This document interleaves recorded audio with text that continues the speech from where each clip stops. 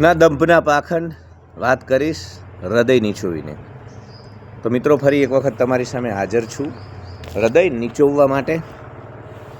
આજે મારે વાત કરવી છે કે ભારતનું જે કોર્પોરેટ કલ્ચર છે ને, ભારતની જે ખાનગી નોકરીઓ છે અથવા તો તમામ પ્રકારની નોકરીઓ, પણ આજે આપણે વન બાય વન બધી પ્રકારની નોકરીઓ, સરકારી અને પ્રાઇવેટ અને ખેત બધું જ જોઈશું, વ્યાપાર ધંધા બધા વિશે વાતો કરીશું કે ક્યાં કેટલી તમારે પરેજી પાડવાની છે, ક્યાં કેટલી તમારે લક્ષ્મણ રેખાઓ ખીંચવાની છે, નહીં તો વ્યક્તિગત જીવન નહીં જીવી શકો. અને ભારતનું કોર્પોરેટ કલ્ચર, ખાનગી જે નોકરીઓ છે પ્રાઇવેટ, એ તો નરક છે. ભારતના કોર્પોરેટને હું નર્ક કહું છું. એટલે તમે જુઓ થંબનેલમાં પણ મેં કહ્યું છે કે Indian corporate is hell nothing. અને આવું એટલા માટે કહું છું કે 2 દિવસ પહેલાં મારા મિત્રનો ફોન આવ્યો કે કૌશિક કોલ આવશે તને મારી ઓફિસથી કે ભાઈ મારે 10 દિવસની રજાઓ જોઈએ છે, તારી સાથે મનાલી આવું છું. કેમ કે હું મનાલી જઈશ મે મહિનામાં મોટા ગ્રુપને. તો મેં કીધું તું આવવાનો છું? તો કે ના, નથી આવવાનો, પણ આવું કહીશ તો જ મારી પેલી 25 રજાઓ જે મને માનવ અધિકારના નામે મળે આખા વર્ષમાં વાપરવા, એ મળશે, નહીં તો એ પણ નહીં આપે મને. વીક ઓફ તો કેન્સલ કરી દે, આમ ને તેમને ફલાણું ઢીંકડું. એટલે યાર આને નર્ક ના કહેવાય તો શું કહેવાય? મનુષ્ય જેની અંદર ચેતના છે, જેની અંદર સંવેદનાઓ છે, જેની અંદર વિચાર છે, હા, એને તમે મશીન માનો, એને તમે નીચોવવાનું કામ કરો, એનું તમે દોહન કરવાનું કાર્ય કરો, તો આને શું કહેવાય? નરક ન કહું તો શું કહું? તો માનવ અધિકારનું જે ઉલ્લંઘન અને ભંગ થાય છે ખાનગી નોકરીઓમાં, આજે ખાનગી, પછી ગવર્મેન્ટ પણ જોઈશું, એના વિશે વાત કરવી છે. એ પહેલાં આપ સૌને દરખાસ્ત કરું, ડિસ્ક્રિપ્શનમાં જજો, ત્યાં યુપીઆઈ આઈડી છે જ્યાંથી સહયોગ કરો છો. ઘણા બધા લોકો જે કરી રહ્યા છે નામ લેવાનું ના પાડે છે, એટલે નામ નથી લેતો, પણ રામ ભરોસે જે સહયોગ કરી રહ્યા છે એમને કૃતજ્ઞતા વ્યક્ત કરું છું. તમારા સહયોગથી આ ચેનલ ચાલે છે. ડિસ્ક્રિપ્શનમાં તમને મેલ આઈડી મળશે જ્યાંથી મેલ કરી તમે કાઉન્સેલિંગ કોલ લઈ શકો. તમારા જીવનની કોઈ પણ સમસ્યા વિશે મારી સાથે 1 કલાક વાત કરી શકો. ચાર્જ ને એ બધું ત્યાં લખેલું જ છે. ઘણા લોકો પ્રેમ વ્યક્ત કરવા માટે પણ કોલ કરે છે, મને સહયોગ કરવા માટે, તો તમે એ પણ કરી શકો. બાકીના લોકો લાઇક કરે, શેર કરે, સબસ્ક્રાઈબ કરે, ઘંટડી ઓન કરે, વિડીયોને હાઇપ કરે, કમેન્ટ કરે ને આ રીતે સહયોગ કરે.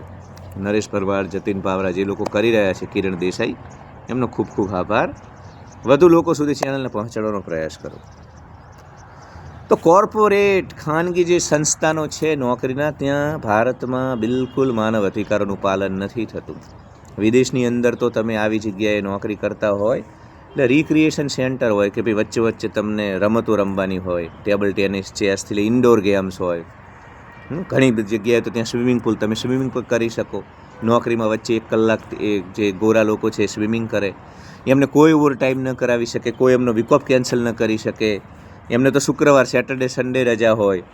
એટલે ત્યાં બધું થઈ રહ્યું છે, પણ ભારતમાં તો એથી ઉલટું. અને અમે જ્યારે એમ કહીએ છીએ કે હવે લગ્ન ન કરશો, બાળકો પેદા ન કરશો, ત્યારે તમારા પેટમાં તેલ રેડાય છે. કુળદીપક, ઘડપણની લાકડી, 7 જન્મનું સાજું કરવાની મનોવૃત્તિ, ભાઈ કોઈ ઘડપણની લાકડી નથી. હા, મારા પિતાને હું કેટલી મુશ્કેલીએ રાખું છું મારું મન જાણે. 2025માં 26માં આ સ્થિતિ છે. આ જેનજી, આ નવી પેઢી તમને રાખશે શ્રવણકુમારની જેમ કાવડ યાત્રા કરાવશે. કીડા મકોડા, કીટ પતંગિયાઓ, ચામાચીડિયાઓ, સુધરી જાઓ, સુધરી જાઓ. આ બધી માનસિકતામાંથી બહાર નીકળો અને પોતાનું જીવન જીવો. 1000 વર્ષનું જીવન હોત ને તો કરવા દો તમને 100 વર્ષ સુધી નોકરી, કરવા દો તમને આ બધું ફલાણા ઢીંકણા રીતિ રિવાજોને. પણ બહુ નાનકડું 60-70 વર્ષનું આયુષ્ય છે મિત્રો, એમાં એટલી બધી માયાજાળ છે, એટલી બધી સ્ક્રુટિનિટી છે, એટલી બધી વિડંબણાઓ છે જીવનમાં કે નાનકડું જીવન તરત જ વ્યતીત થઈ જાય છે અને તમે ચૂકી જાઓ છો. પરમાત્મા અસ્તિત્વ ઈચ્છે છે કે તમે જીવનને આનંદ સ્વરૂપ બનાવો, ઉત્સવ સ્વરૂપ બનાવો, પણ તમે ચૂકી જાઓ છો. તો કોર્પોરેટની નોકરી છે ને એ નરક છે, નરક છે. હું વારંવાર કહું છું કે તમે મિનિમલિઝમ ફોલો કરી, તમારી જરૂરિયાતો બહુ ઓછી કરી. જેનો એક પગ ગામડામાં છે એ લોકો ગામડે પાછા ફરી, જે લોકો ઓનલાઈન કામ કરે છે, જેને ઓફિસ નથી જવાનું, એ નાના ટાઉનમાં શિફ્ટ થઈ અને આ અર્બન રેટ રેસ, આ શહેરી જે ઉંદેડાની જે દોટ છે એમાંથી નીકળો. અને તમે સંપૂર્ણ શહેરી છો, 5 પેઢીથી રહો છો, હવે ક્યાંય કનેક્શન નથી, તો ત્યાં જ મિનિમમ જરૂરિયાતો ઓછી કરી નાખો ને યાર. જાપાનના લોકો, અમેરિકામાં રહેતા, લોસ એન્જલસમાં રહેતા, એવા તો તમારા શહેરો છે નહીં ભોગવાદી. એ લોકો મિનિમલિસ્ટિક થઈ જાય છે, ઓછી જરૂરિયાતો સાથે જીવે છે, પણ આ નરકમાંથી નીકળે છે અથવા નરકને ઓછું કરે છે. આ નરક તમને એટલા માટે પજવે છે કે મૂડીવાદી રાક્ષસ છે ને, એ મૂડીવાદી રાક્ષસ અને એના સેનાપતિ કન્ઝ્યુમરિઝમ બંને ભેગા થઈ તમારું જે બ્રેડ એન્ડ બટર સર્વાઈવલ જે હતું, ફૂડ વોટર શેલ્ટર, જે પ્રાથમિક જીવન, એને જ શહેરમાં 50-60 હજારનું કરી નાખ્યું. એટલે ગુલામી કરવી પડે છે કીડા મકોડાઓ. શહેરમાં મારું જે 50-60 હજારનું જીવન હતું એ અહીંયા માત્ર 4,000 રૂપિયાનું જીવન છે. તો ગામડાવાળાને શહેરમાં જવું એ વિકાસ છે કે વિનાશ?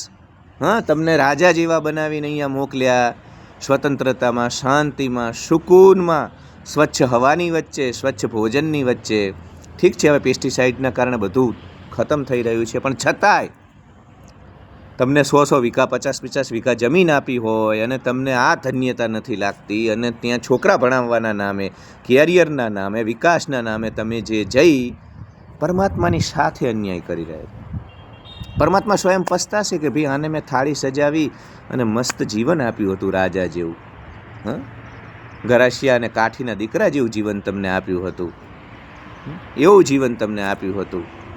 પરમાત્માએ તમને એવા જાજરમાન બનાવ્યા હતા, ખેતીનું તમને બેકગ્રાઉન્ડ આપ્યું હતું, પણ તમે તમારી જાતને એ ગુલામીમાં શહેરમાં લઈ ગયા. તો સ્વયં પરમાત્મા નારાજ થશે કે જેને રાજા બનાવીને મોકલ્યા. ઠીક છે, જે લોકો શહેરમાં જ ફસાણા છે એમના માટે પણ મેં કીધું કે તમે ખૂબ ઓછી જરૂરિયાતો કરો તો બચી શકશો મૂડીવાદી રાક્ષસથી. તો યાર, નોકરીની અંદર જે માનવ અધિકારોનું હનન થાય છે ને એના માટે તમે જવાબદાર છો. તમને નોકરી જવાનો ડર છે એટલે તમને ઓવર ટાઈમ કરાવે. ભારતની બધી ઓફિસમાં યાર તમારો 6 વાગે ટાઈમ પૂરો થતો હોય, તમે 6 વાગે નીકળી ના શકો, તમને એમ થાય ખોટું લાગશે.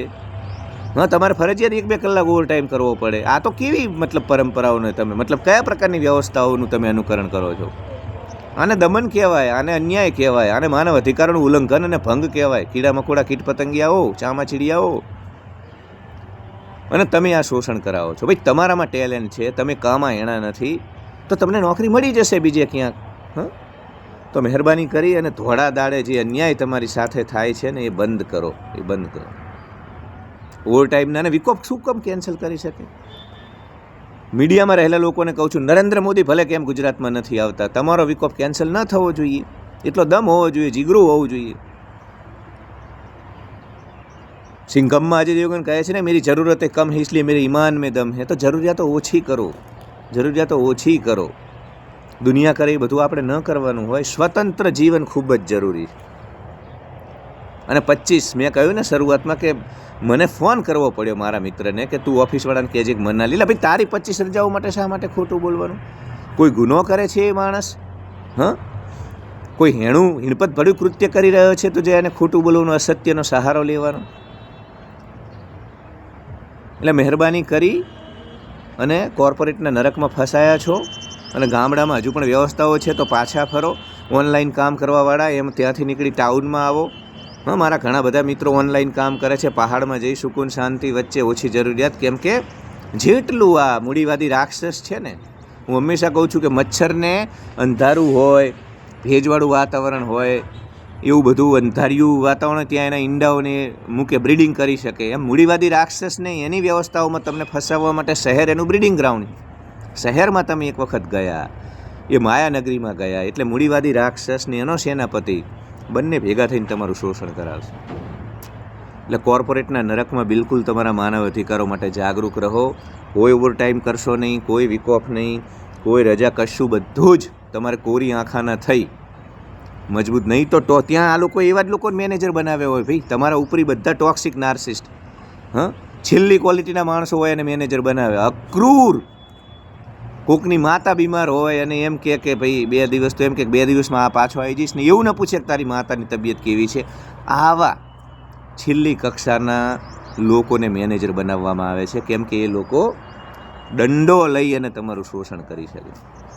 એટલે ખરા અર્થમાં પોતાને ચતુર, ચાલાક, ચબરાક, હોશિયાર સમજતા હોય તો શોષણ બંધ કરાવો. અને શક્ય હોય તો ખાનગી નોકરીઓના નર્કમાંથી નીકળી. એ નર્ક જ છે ભાઈ, નર્ક જ છે. એનું નામ જ નોકરી છે. નોકરમાંથી એ શબ્દ આવ્યો, નોકરી.